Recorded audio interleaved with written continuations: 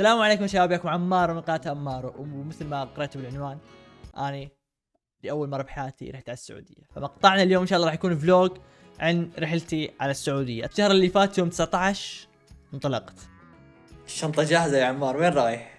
وين رايح دلينا؟ إن شاء الله يا شباب لأول مرة بحياتي رايح على السعودية. شنو ليش راح أسوي إن شاء الله لما أصل هناك راح أقول لكم. بس كبداية أول ما أصل السعودية راح أروح على المدينة وأروح على مكة أعتمر، بعدين اروح على الرياض.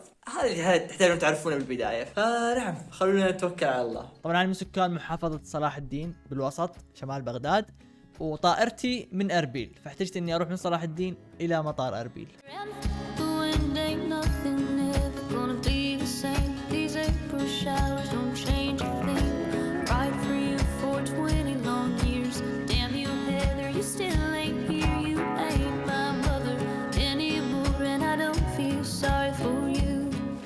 اوكي شباب، انا حاليا موجود في مطار اربيل الدولي. وين راح اروح؟ راح اروح ان شاء الله على المدينه المنوره. راح اضل بها يومين، راح احاول اصور كل شيء اقدر عليه، فخلوكم من الفلوج واستمتعوا.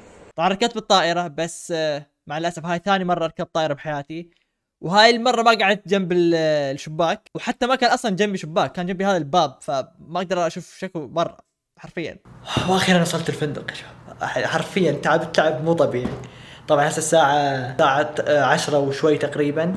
ايش صار؟ طائرتي بثنتين الا 10 دقائق طارت، وصلت بالأربعة ونص، بين ما طلعت من المطار 5 ونص، بين ما وصلت المدينة تقريبا بالستة. صرفت فلوس، اشتريت سيم كارت واشتريت رصيد وسويت اشياء. رحت على الفندق وحطيت اغراضي، وحاولت استعجل الحق بصلاة العشاء، بس مع الاسف ما لحقت المسجد النبوي، فصليت على مسجد الطريقي. شباب المدينة جميلة جدا، ما توقعت انها جميلة لهالدرجة. يعني الصراحة حيل مستمتع لحد الان. يب، خلينا نشوفكم غرفة الفندق. بما اني بالفندق يعني ورد نمطط بالمحتوى، فلازم نشوفكم. هذا المدخل، ندخل من هنا. عندنا هنا مطبخ صغير، وهذا الحمام خلينا نخليه اخر شيء. هذه الغرفة. طبعا انا حجز غرفة اكبر من اللازم حق نفرين، بس اي نفر واحد يا شباب. هذه الغرفة، مقاعد، وهناك سرير مزدوج، وهنا أنا خبصتي اللي سويتها لحد الآن لما وصلت. ويب، فندق جميل مرتب، وما مو حيل بعيد عن المسجد النبوي، فنعم. نخسر بالحمام. شوف الحمام يا شباب، الله يكرمكم. ايوه هذا الحمام. حمام اهم شيء حجمه كبير، يعني نادر تلقى فندق بحمام حجم كبير. باكر ان شاء الله من الفجر راح احاول اصلي الفجر هناك المسجد النبوي، اخذ فرة. ما ادري هل راح اصور او لا، ما اتوقع اني راح اصور، بس بعد ما اطلع المسجد النبوي ان شاء الله راح اروح على جبل احد، وان شاء الله بجبل احد 100% راح احاول اصور لكم كم مقطع هناك، فترقبوا. نحو المدينة سارت بنا أشواقنا قبل أبدا بنا، لطيبة النور نرجو لنا درب المعالي وليل المنى.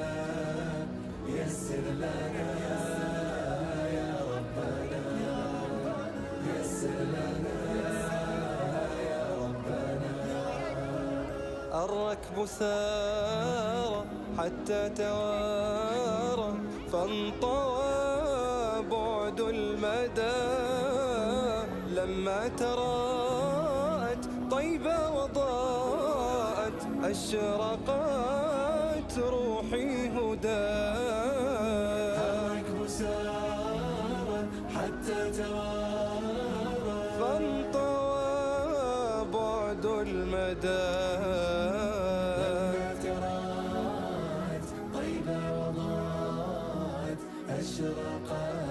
روحي هداه. يا فؤادا تحن كل حين، كيف لي بالأشواق يستكين، كلما سار نحو المدينة ركبنا فاضت عيني بالحنين. ربي إني زاد شوقي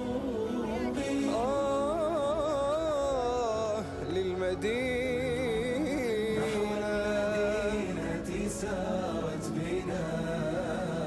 أشواقنا لطيبة النور نرجو لنا. المدينة المنورة يا شباب، يعني حيل حبيت الطمأنينة والهدوء الموجود بالمسجد النبوي، المدينة كامل شعور جميل جدا. والله نفسي ما اطلع من عندي ابدا، ومع الاسف ما طولت يومين والثالث على طول حركت، بس يا رب ان يكتب لي روحة اخرى واطول ايام اكثر. اوكي شباب، الساعة بالوحدة ونص تقريبا الظهر من ثاني يوم، راح احاول هسه اطلع واروح على جبل احد واحاول اوثق كل شيء موجود هناك. بس خلينا اول شيء نشيكها بالجوجل. جبل احد كم يبعد؟ 12 كيلو، نص ساعة بالسيارة. اوه ماي جاد. يلا يا شباب توكلنا.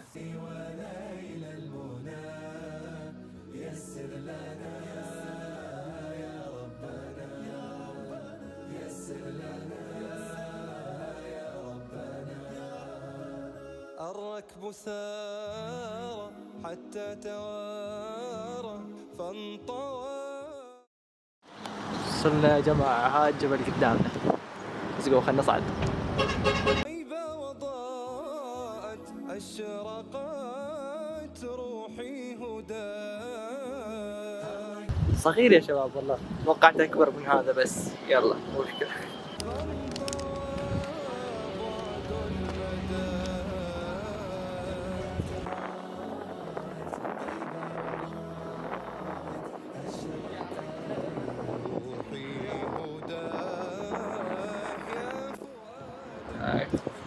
اكو بناء شايني انا اشوف اساس او بقايا اساس، صارفين الصخور حاطين ذكريات. طبعا الرسول عليه الصلاه والسلام لما راح بغزوه تبوك مر من جبل احد وقال: وهذا احد جبل يحبنا ونحبه. طبعا اعتذر من الصوت اللي صاير وش وصوت هوا وما اعرف ايش. اني نسيت سويت شيء شوي غبي يعني. شوفوا تشوفون هذا الشيء، هذا مايك اشتريته قبل سنة ونص للكاميرا هاي اللي قاعد اصور بيها، حتى اذا صورت فلوج صوت الرياح وهذا ما يبين بهاي الكاميرا. هذا المايك اسطوري، ما راح ياخذ صوت الرياح، ياخذ صوتي بس بجودة زينة. اشتريته بسعر شوي غالي يعني وخبيته، ما سويت فلوجات. لما رحت على المدينة اسوي فلوجات ناسي بالعراق ما اخذته وياي. بس مو مشكلة يا شباب، تحمل الصوت التعبان هذا، بس هنا راح يكون بهاي الطريقة. طبعا في معركة أحد كان جيش المسلمين متواجد هناك وراء هذا الجبل، والرماة على هذا الجبل، وجيش المشركين هناك. والرماة كان هدفهم انه يمنعون الفرسان يجون من هاي الجهة ويلتفون للجيش. نجحوا اول كم مرة، بس بعدين تعرفون القصة لما نسي اول هدف خالد وصار اللي صار.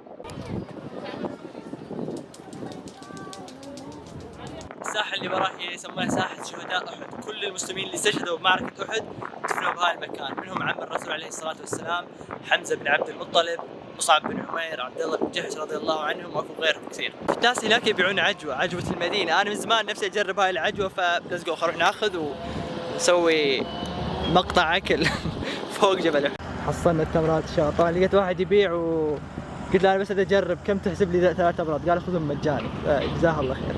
بسم الله يا شباب خلونا نجرب. أول مرة بحياتي حرفيا أشوفها هيك يعني بالواقع وآكلها. بسم الله.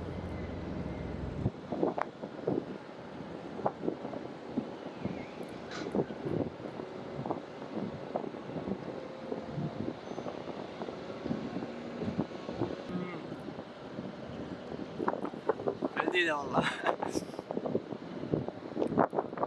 طبعا اكو حديث الرسول عليه الصلاه والسلام يخص عجوة المدينة، يقول من تصبح ب7 تمرات من عجوة المدينة لم يضره سحر ولا سم. نعم والله لذيذ يا شباب. نايس. اذا ذاك الشيء البعيد يبين ولا لا. فوق قمة الجبل يا اخي، والله مشتاق اصعد فوق بس ما ادري اذا ممنوع. اكيد ممنوع. بس يا بنهاية انتهي فلوق المدينة. طبعا ما صورت كثير ادري، رحت بعدها مكة ما صورت اي شيء هناك يعني، بهذا وقت لنفسي استغليته. بس بالرياض ان شاء الله راح ينزل لكم فيديو اخر فلوج كامل بالرياض. فاكو اصدقاء استقبلوني، رحنا المعرض واستمتعنا، فخليكم مترقبين ان شاء الله اليوم اللي بعده ينزل الفلوج. اتمنى هالمقطع عجبكم، حطوا لنا لايك واشتركوا بالقناة. مع السلامة.